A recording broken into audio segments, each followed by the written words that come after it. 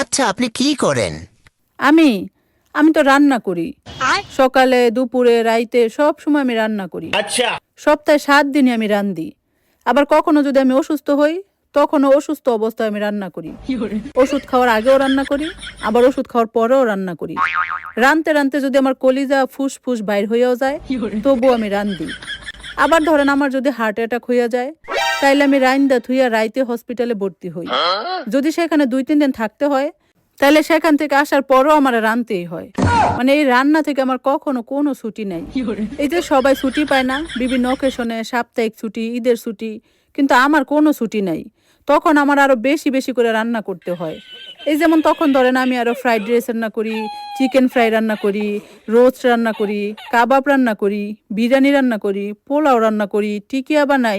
মানে আরো তখন আরো কত ভ্যারাইটিস রান্না করি। ভাই এই রান্না থেকে আমার ছুটি নেই, আমি শুধু রান্ধি আর রান্ধি।